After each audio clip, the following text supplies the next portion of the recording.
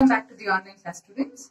So in today's class, we are going to start with a new chapter. It is called as chemical coordination and integration. Okay. So where we are going to study the different types of hormones and the glands which are producing it. Okay. So under chemical coordination, first thing is it includes what? It includes endocrine glands. It includes endocrine glands and hormones. Okay. So now we are going to know the meaning of endocrine gland. Okay. So endocrine gland is nothing but, so these are the glands which do not have any duct. Okay. So endocrine glands are those which do not have any duct, but produces a product or secretes a product called as hormone. So it secretes a product called as hormone, so which is released into the blood. Okay, because it is not having the duct, so hence it is released into the blood. So that is called as endocrine gland. As they are not having any duct, we call them as ductless glands. Okay, so we call them as what? Ductless glands. And even there is another type of gland, it is called as exocrine glands, which means so the glands which has duct. Okay, but here in case of chemical coordination only we are going to study about the endocrine glands. Okay, then what is the hormone? So these hormones are nothing but, so we have two different types of definitions. So the first one is, let us see the scientific definition. Scientific definition of hormone. Okay, the scientific definition is, so that it is a non-nutrient medium. So hormone is a non-nutrient medium, so which acts as an intercellular messenger. Okay, so it is a non-nutrient medium which acts as a intercellular messenger and is produced in a very little amount. Okay, so the scientific definition of hormones, if you consider, so I can define it as what? It is a non-nutrient medium. It is a non-nutrient medium, so which acts as what? Intercellular messenger. It acts as a intercellular messenger. It acts as a intercellular messenger, and if you consider the quantity, they are produced in a trace amount. Okay, very little quantity. They are produced in a very trace amount. That is our scientific definition of hormones. And the term hormone was given by a scientist by name Starling. Okay, so it was given by whom? A scientist by name Starling in the year 1905. The year 1905. And even we have one more simple definition for hormone. That is, let us see the classical definition or simple definition of hormone. Classical definition of hormone. As I said that, so endocrine glands produces or secretes a product called as what? Hormone. They are produced by where? Endocrine glands. So I can define it as, so these are the chemicals secreted by what? Endocrine glands. So these are the chemicals secreted by endocrine gland. Secreted by what? Endocrine gland. And as they are not having any duct, so the secretion will be released where? It is directly released into the blood. So it is released into the blood. Later, the blood carries the hormone to the target cell or the target organ. Okay, through the blood, so the hormone is carried to the where? Target cell or the target organ. Okay, that is a classical definition of hormone. So once again it is defined, it is a chemical secreted by what? Endocrine glands, released into the blood. So later it is transported to the target cell or organs for performing or regulating the various different types of functions. So that is regarding the definition of hormones. So when you consider the hormones, so hormones are secreted in the living organisms. Okay, so if we consider animals, where so even in case of invertebrates as well as in case of vertebrates, you can see the secretion of hormones. Okay. So in both the cases where even invertebrates also produces the hormones, whereas vertebrates are also produces the hormones. But invertebrate produce only few hormones, and here the endocrine system is very simple. Whereas in case of where invertebrate, endocrine system is what? Very simple, and it produces only few hormones. Okay, only few hormones are secreted in case of invertebrates. Whereas in case of vertebrates, so the endocrine system is complex as it produces many different types of hormones and they will coordinate with one another. That is in case of vertebrates. Okay, so it is very complex and many hormones are produced and they will be coordinating with one another. Okay, so that is regarding the endocrine system in case of invertebrates and vertebrates. Now, let us study the endocrine system found in case of human. Okay, so the next thing is human endocrine system. So that is endocrine system found in the humans. So this endocrine system, it is not specific to it is not found in a particular region or a specific region. Okay, because so there are some of the glands which produces the hormones. Not only glands, even there are some of the tissues which produces the hormone. That means it is present in the different parts of our body. Okay, when you see the human endocrine system,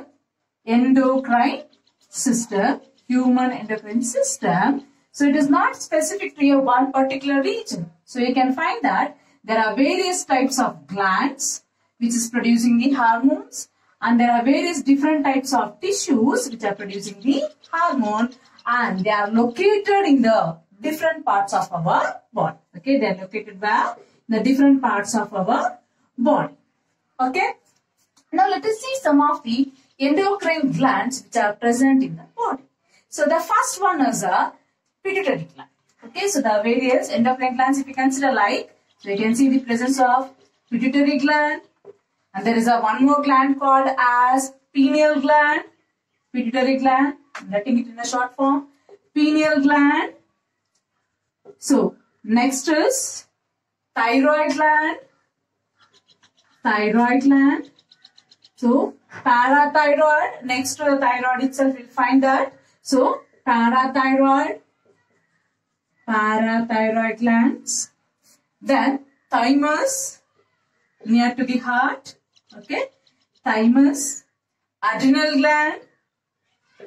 gland which is located above the kidneys. Okay, then pancreas. Not only that, even you can find the gonads are also acting as a endocrine glands. That is, in case of females, it is ovary. In case of males, it is testes. Okay. So, and next is the gonads. So, the gonads are like testes and ovary also act as what? Endocrine glands. Okay. So, other than this, so some other organs like our kidney, our heart, and even so some part of our gastrointestinal tract also produces hormones. Okay, so other than these organs, so you can see that gastrointestinal tract producing some hormones, and kidney producing some hormones, and even heart are also producing some hormones. Okay, so this is regarding the human endocrine system. First, let us take up with the hypothalamus. Okay, the first one is hypothalamus. Okay, so where we can find this hypothalamus? So the hypothalamus forms the basal part of the forebrain. Okay, where you can find this? So this is found the basal part of the forebrain forms the hypothalamus. So this hypothalamus produces many different types of hormones which controls wide functions of our body. Okay. In case of hypothalamus, you can find a special type of nerve cells. They are called as neurosecretory cells. Okay, they are called as what? Neurosecretory cells. So it is also called by another name. It is called as nuclei. It is called as nuclei. Okay, so which are producing the various different types of hormones. Initially, they thought that pituitary is a master which is controlling the other glands. So, but pituitary itself is under the control of what? Hypothalamus. Hence, hypothalamus is considered as a master of master gland. Okay, as it is controlling the pituitary. Okay, and even hypothalamus forms a link between nervous system and endocrine system. Okay, so it's a link between what? Nervous system and endocrine system. Okay, so that is hypothalamus. As I said that it is controlling the pituitary. So by producing the hormones, it produces majorly two different types of hormones, that is called as releasing hormones. Another one is called as inhibitory hormones. Okay, so the two different types of hormones produced is releasing hormones, and the second one is inhibitory hormones. Okay. So what is a releasing and inhibitory hormone? So releasing hormone stimulates the pituitary to produce the other trophic hormones.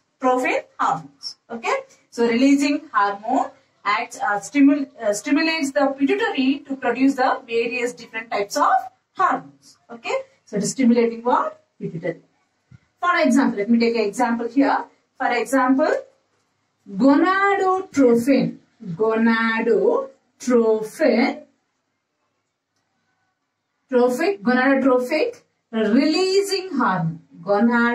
releasing hormone. So as the name suggests, so pituitary produces gonadotrophic releasing hormone. So this gonadotrophic releasing hormone acts on pituitary, later stimulates the pituitary to produce FSH and LH hormone. FSH means follicle stimulating hormone.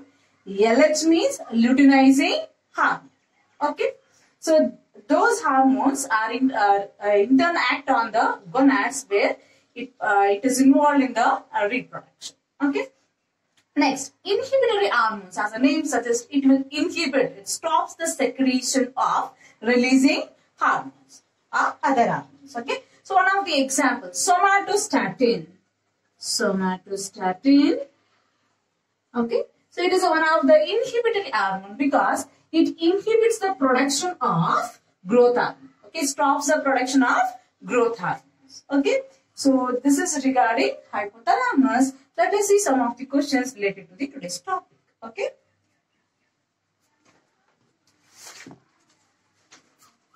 First one.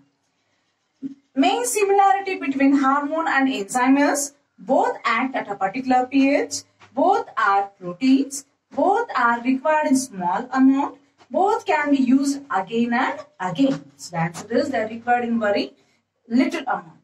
Okay, C is answer.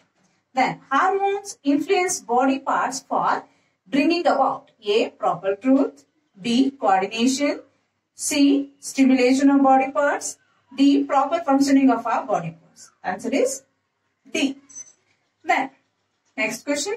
Hypothalamus is formed by basal part of A. Forebrain, B. Midbrain, C. Hindbrain, D. Spinal cord. So the answer is forebrain. Right? The next one is the major types of hormone produced by hypothalamus is releasing hormone, inhibitory hormone. So C, both, D, none. The answer is, so the major two types are releasing hormone and inhibitory hormones. Then somatostatin is an example for releasing hormone, inhibitory hormone, trophin hormone, gonadotrophins. It is what? It is our inhibitory hormones. Okay. Next, pituitary gland is controlled by A. Thyroid gland, B. Hypothalamus, C. Gonads, D. Pineal gland. So the answer is hypothalamus. Thank you, students.